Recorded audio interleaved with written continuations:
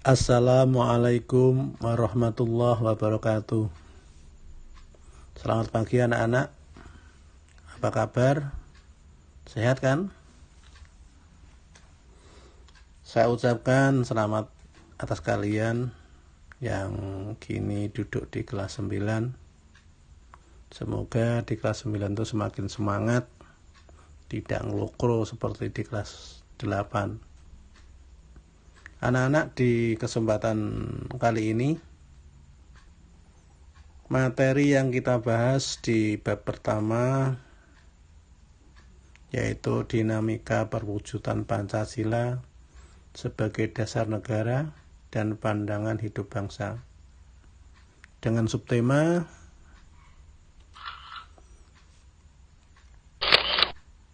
penerapan Pancasila dari masa ke masa.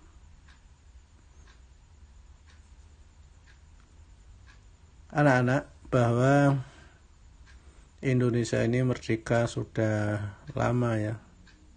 Diperkirakan 75 tahun, merupakan waktu yang cukup lama. Sehingga dalam materi ini dikelompokkan menjadi 4 periode atau 4 fase. Yang periode pertama yaitu awal kemerdekaan, kurun waktunya dari tahun 1945 sampai 1959. Perlu diketahui, dengan awal kemerdekaan berarti terjadi bentuk transisi dari masa penjajahan ke masa kemerdekaan. Tentu hal ini ada sebagian masyarakat yang belum memahami tentang Pancasila, sehingga ada upaya-upaya untuk menggantikan Pancasila. Hal ini dibuktikan dengan adanya pemberontakan PKI di Madiun, ada lagi pemberontakan DITII yang dipimpin oleh Kartosuwiryo, pemberontakan RMS Republik Maluku Selatan yang dipimpin oleh Christian Robert Stephen Somerville.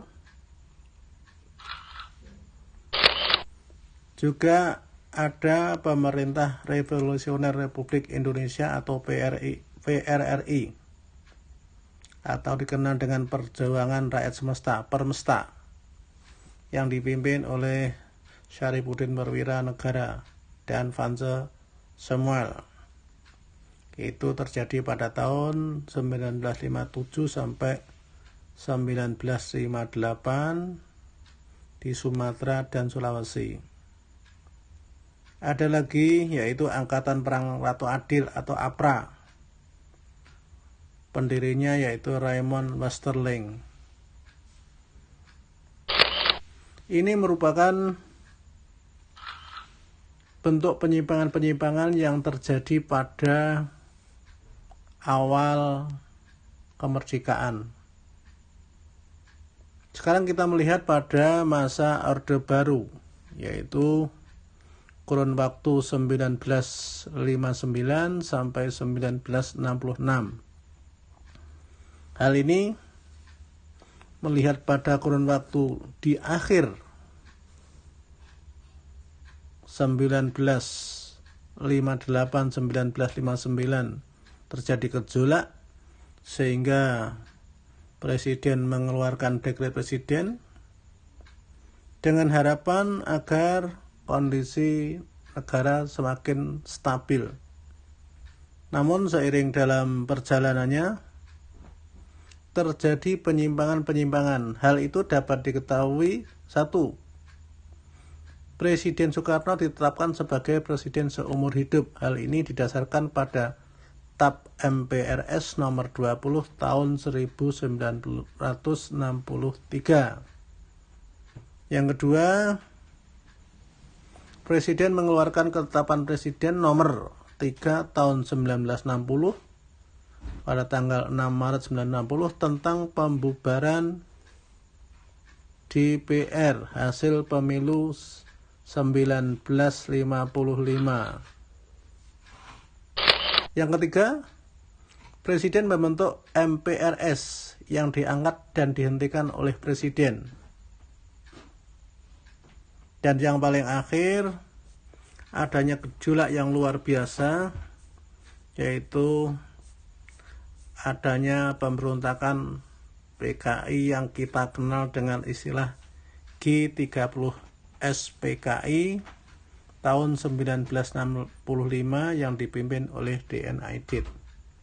Ini merupakan fase yang kedua yang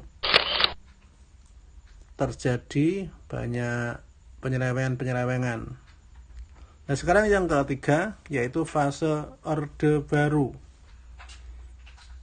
Kurun waktunya 1966 sampai 1998.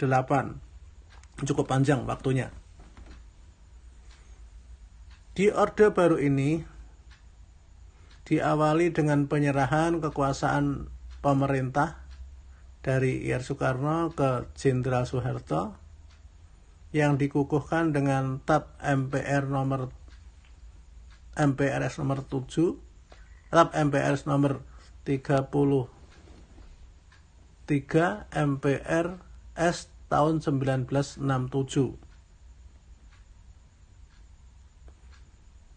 Dalam visinya di Orde Baru ini adalah melaksanakan Pancasila dan Undang-Undang Dasar 1945 secara murni dan konsekuen.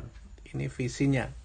Harapan dari masyarakat ini sangat luar biasa. Mengingat sebelumnya ada gejolak PKI atau kita kenal dengan G30 PKI. Dalam kurun waktu yang sangat singkat sudah bisa memberangus PKI. Sehingga hal ini diharapkan oleh masyarakat dapat menjadikan suatu yang luar biasa terhadap perkembangan Indonesia. Namun, juga terjadi penyimpangan. Hal ini dapat dilihat pada peristiwa pelanggaran HAM. Itu dapat kita contohkan pelanggaran HAM tentang kasus di Tanjung Priok ataupun kasus Marsinah. Ini salah satu, ada beberapa contoh saja. Namun kalau kalian perhatikan dalam buku kalian, itu banyak yang tertulis. Anak-anak sekalian yang saya banggakan, pada fase yang terakhir, yaitu masa reformasi dari tahun 1998 sampai sekarang. Dan di sini masa yang diharapkan menjadi angin segar bagi masyarakat Indonesia karena sebelumnya terkungkung oleh kekuatan Orde Baru, sehingga ada sisi yang sangat luar biasa, yaitu mengharapkan adanya kebebasan. Ini merupakan sisi positif. Sehingga dengan kebebasan yang diharapkan itu menciptakan generasi yang kreativitas, bisa mengembangkan diri, baik itu dalam bentuk akademik maupun dalam bentuk yang lain. Namun di sisi lain, yaitu ada sisi negatif, timbulnya berbagai penerapan kebebasan yang tanpa batas. Tahu nak apa tanpa batas itu? Kita ambil contoh.